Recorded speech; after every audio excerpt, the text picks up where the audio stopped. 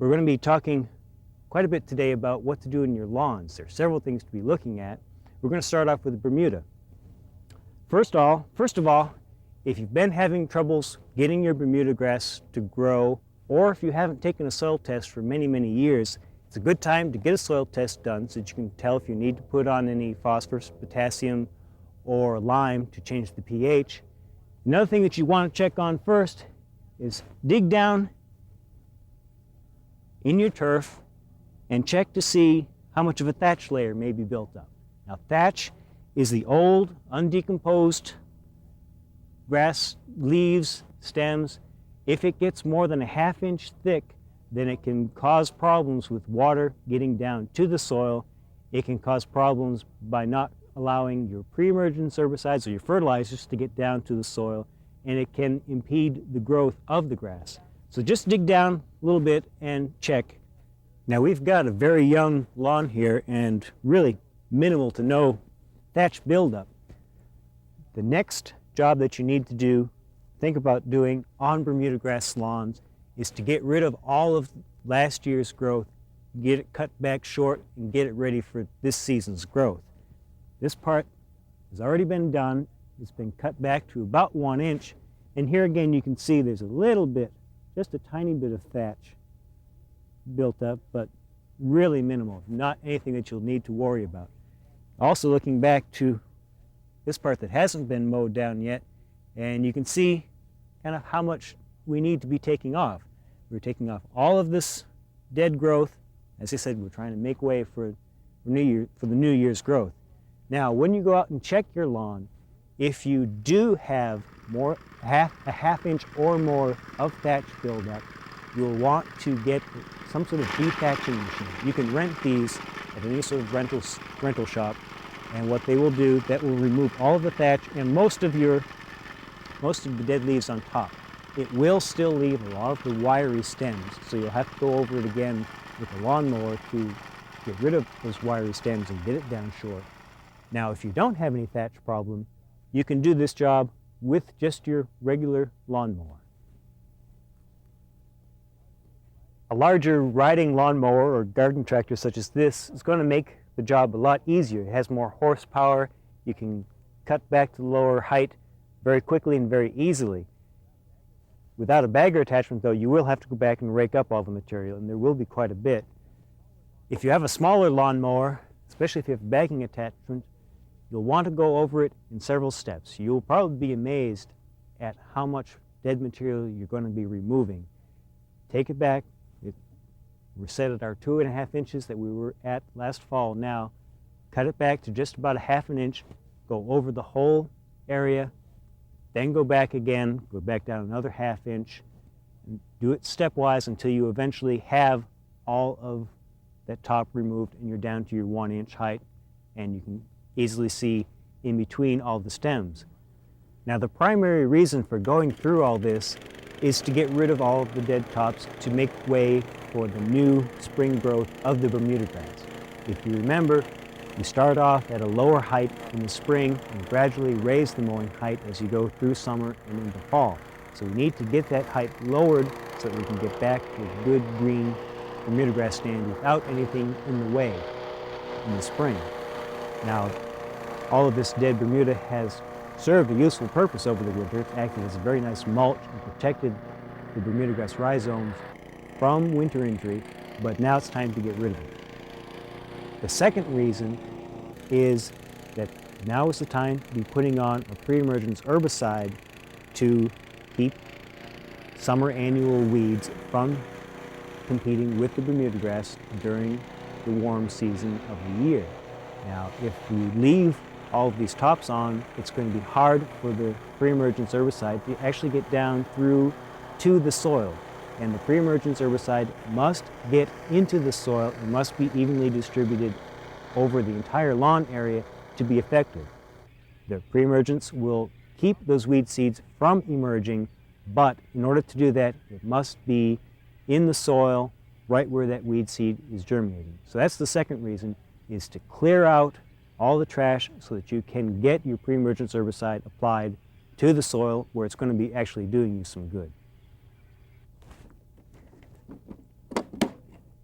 as I said, don't underestimate the volume of lawn clippings that you'll generate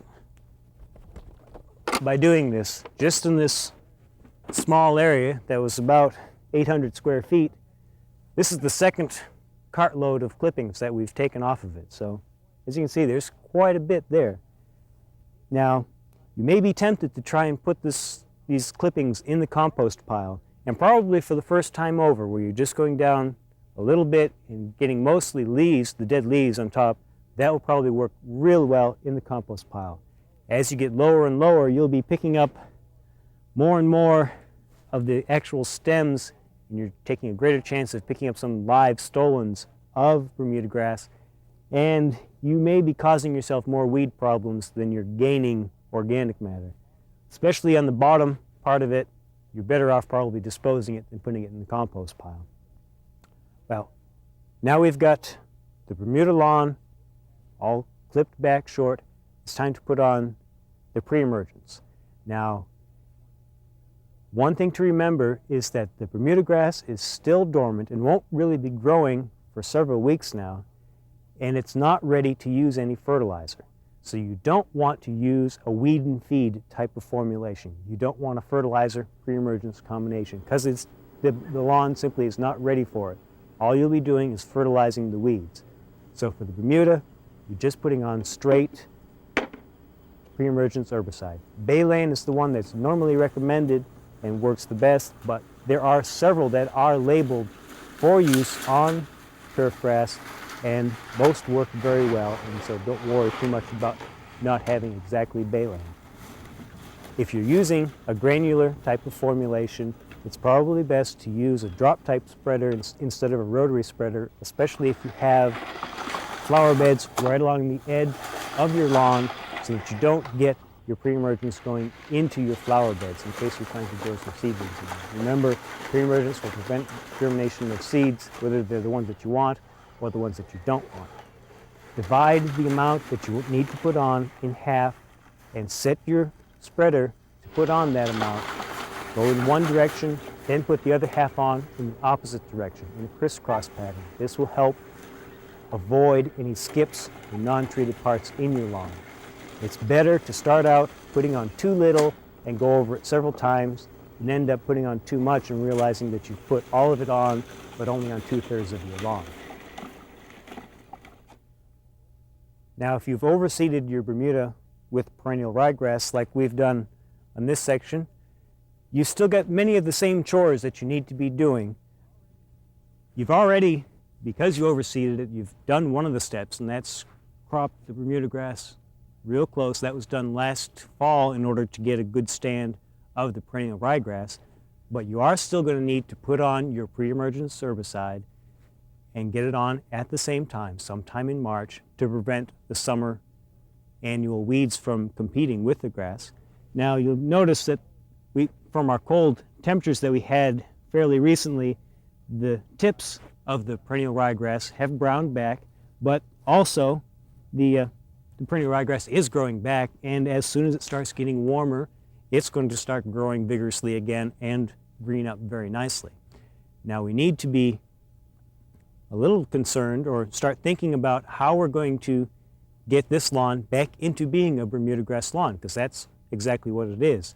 And there are 3 things that you can be doing in order to promote the growth of the Bermuda and start retarding the growth of the perennial ryegrass. The first of these is don't put on any fertilizer at this time of year. The fertilizer that you put on will go to the perennial ryegrass, get it growing vigorously to the detriment of the Bermuda when it starts growing later. So no fertilizer at this time of year. The second thing that you can do is start mowing the lawn very closely, even down to 1 inch in height. This will be selectively advantageous to the Bermuda grass. Bermuda can tolerate that close mowing much better than the perennial ryegrass. So as you start getting into both trying to grow at the same time, this will give an advantage to the Bermuda and start phasing out the perennial ryegrass. The other thing that you can do is, once the Bermuda is starting to grow, take care of it very well. That's the time to be putting on your fertilizer. That's the time to keep everything growing vigorously. And once we start getting into the warmer weather, as long as you keep conditions conditions for growing good for the Bermuda grass, it will take care of itself and will crowd out the perennial ryegrass. And so we should have a nice, easy transition from the green of the perennial ryegrass to the green of our Bermuda grass lawn for this summer. Let's go take a look at the tall fescue. Our tall fescue has got the same problem that the perennial ryegrass did. See, it's been nipped back by that cold, severe cold weather we had several weeks back. But just like the perennial ryegrass, if you look down towards the base, look down inside there, there's plenty of nice green, vigorous growth coming back, so it's going to recover just fine. Now, the tall fescue is coming into its prime pretty soon. Still cool, but warm enough for good growth, still moist. This should be its prime season for appearance. Now, with tall fescue, remember, it's a clump grass. It doesn't spread like Bermuda grass does. If you've got patches in your lawn that either have died out or where your seeding didn't quite come out well and you've got bare spots, now is a good time to patch those up. Now, the best time to either establish or overseed your tall fescue is in the fall, but this time in March is probably your second best time. It's still cool, so you don't have to worry about heat stress, and you still have enough time to get the tall fescue established before the hot weather comes. Now, what I'm doing right now is trying to clear away some of the trash that's covering up the bare soil so that when we put the seed down, it will be directly on bare soil, have good seed to soil contact, so it can germinate and grow well once we spread it. Okay. Now, if you have a little bit of tall fescue seed left over, that's just fine. Put it on fairly thickly. You'd use it generally at the same rate, 8 to 10 pounds of tall fescue seed per 1,000 square feet. If you just have a small patch, though, don't be afraid to put it on very thickly, just to make certain that you do get your section filled in. Remember, it's important to get that good seed soil contact. So not only do you need to rake up all of that trash, it's also a good idea after you've spread the seed either to go over it lightly with a rake to kind of force it in, or to, if it's a very small section, you can just walk over it, firm it down, or if you have quite a bit of section, you can just rent a roller like you did when you're establishing the tall fescue lawn. Again, what you're trying to do is just push that seed down into firm contact with the soil. Now, normally, this time of year, if it stays cool and we have plenty of good rains and so the surface of the soil stays nice and moist, the seed will probably go ahead and germinate just fine, just left as it is. However, if we get a few warm days or it starts getting drier, you definitely need to keep that soil moist until those seedlings germinate and the roots get established. So get out there with the hose, sprinkle it down if it starts getting warm and dry, make certain that it doesn't dry out, and once it starts getting established, you can fill in any bare spots that you've got out in your tall fescue. As I mentioned before, the tall fescue is now coming into one of its major growth periods during the year. And because of that, it's time to get some fertilizer on it so that you can get good, vigorous green growth on it. This first fertilization in March, you want to use a complete fertilizer with a 3:1:2 ratio. And put it on at the rate of about 1 pound of actual nitrogen per 1,000 square feet. Now, on your tall fescue, you also are going to need a pre-emergence herbicide, just like you do on the Bermuda grass, and at the same time in March. You can use many of the same materials, but because you're also putting on a fertilizer this time, you can very easily use one of the weed and feed formulations that have both the fertilizer and the pre-emergence mixed Get them both applied at the same time. Save yourself a little bit of work. One word of caution though, if you're trying to overseed patches in your lawn, if you're putting on a pre-emergence herbicide, use 2%. Otherwise, any of the other pre-emergents, not only do they keep the weed seeds from germinating, they'll keep the tall fescue seeds from germinating. So don't work against yourself. If you're trying to reseed a section, don't put on the wrong pre-emergence herbicide. As the tall fescue starts growing, keep it mowed at a height of about 2 inches. As we get into the summer, we'll be raising that to about 3 inches, but for now, keep it mowed fairly short because it's growing very vigorously. We have maintenance schedules for both tall fescue and the Bermuda grass that give you month by month what duties and what chores need to be performed to keep your tall fescue and your Bermuda as healthy lawns, attractive lawns, and keep them growing well.